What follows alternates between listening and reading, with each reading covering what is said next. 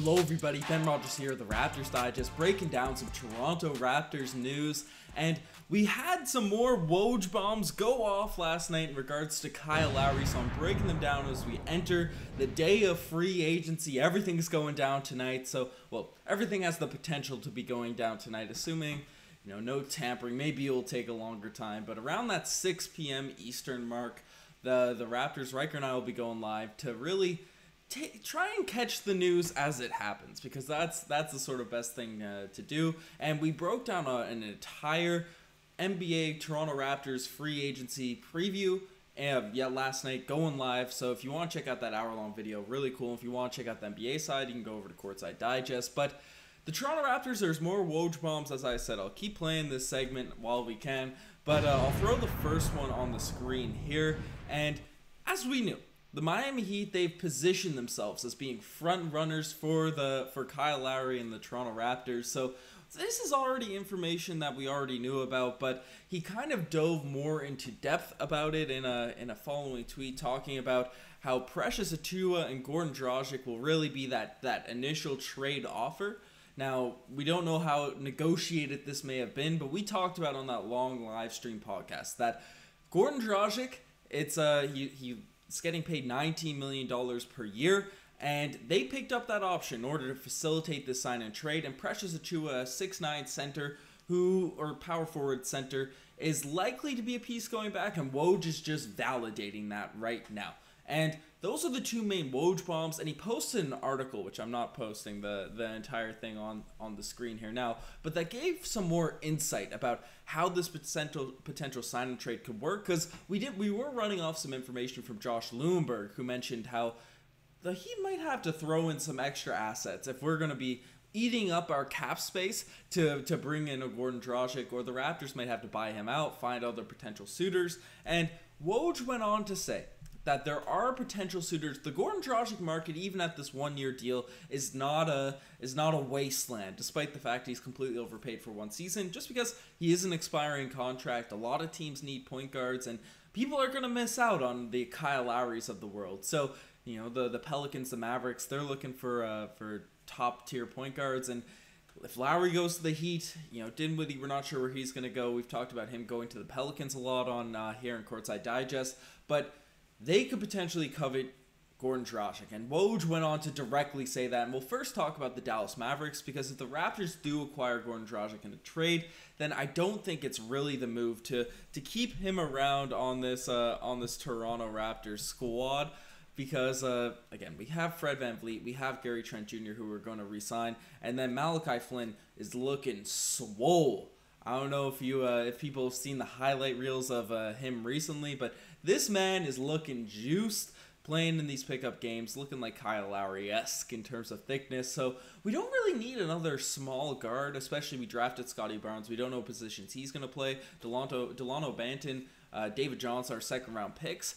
David Johnson looks a little bit more polished than Banton at this point, but he's a shooting guard. Paul Watson's coming off the bench. So Dragic's not really needed on this Raptor squad, but he would be a decent venture, and maybe we keep him. But apparently the Mavericks would be a team that's interested in acquiring Goran Dragic if the Toronto Raptors were to sort of put him on the trade market. And that's an interesting team. We broke down the whole potential of a Lowry sign and trade to the Dallas Mavericks, but the fit makes sense for Dallas. Right, two Slovenians, Luka Doncic, Goran Dragic. He's sort of been Luka Doncic's mentor, so it'd be cool to team them back up in the NBA, especially, Zoran Dragic's the Dragic playing in the Olympics right now, who did have a little NBA run in his career, but having the two Slovenians after the basketball over there has just been amped up. That'd be a cool fit for the Dallas Mavericks. We all know that Mark Cuban loves the European players because likes their mentality or whatever he says about it. So maybe the Raptors could get some assets back in sending Goran Dragic there, because one-year deal, if the Mavericks flame out a few players, that could be a cool fit. Now, what could we get back for Goran Dragic? Now, Riker and I went on a little rant last night about potentially getting Kristaps Porzingis for Kyle Lowry. There's been no reports about it. There's been nothing, no official news in regards to that situation, but Goran Dragic's not getting that done. I don't think. The Raptors might have to add assets if we want Kristaps Porzingis back, but we know you guys don't really care for Porzingis, so I won't dive too much into it. It's a pipe dream, but we'll see what happens there.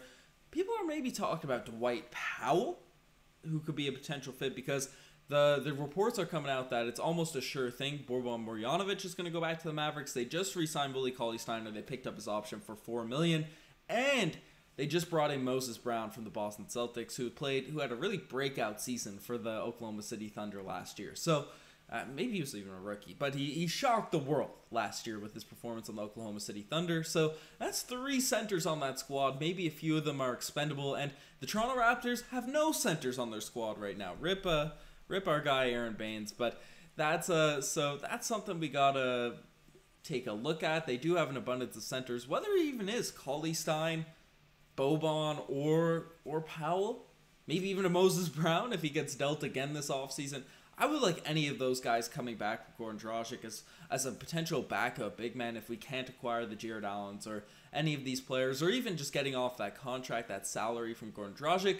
Right, then we could potentially sign another player. So the Dallas Mavericks, I like a potentially moving Goran Dragic if we bring him into the Raptors over to that team. And the New Orleans Pelicans are a second team that was mentioned by Woj to potentially move Goran Dragic onto. Now that's a more interesting fit, because if Goran Dragic's really the last resort option for the New Orleans Pelicans, I think they just match the Lonzo Ball offer, and I've been saying this for a while. I don't know why the Pelicans wouldn't match the potential Chicago Bulls 4 years, $20 million per year.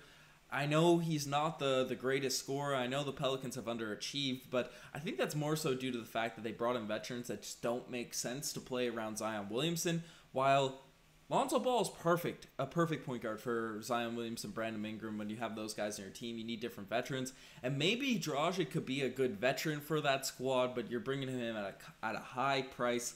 And they've talked about potentially signing Norman Powell, different players, Evan Fournier. So maybe they're looking to that direction. So maybe Dragic's their C-list, D-list option if he's traded to the Toronto Raptors. And again, the Kyle Lowry actually signing to the Miami Heat is the biggest cog, the biggest domino that has to fall if the Raptors want to sort of go in that direction. So we got to keep our eyes out there, got to see what's going to actually happen with these news. But it's looking like the Miami Heat, they're going to be the team that acquires Kyle Lowry. I haven't seen anything writing out the Mavericks and the Pelicans completely, but the LeBron or Kyle Lowry, he has had interest in playing with Jimmy Butler, and he's interested in the Heat organization. And I do want to say this too. It's really interesting that we have heard absolutely nothing in regards to any efforts to a contract being offered to Kyle Lowry from the Toronto Raptors, or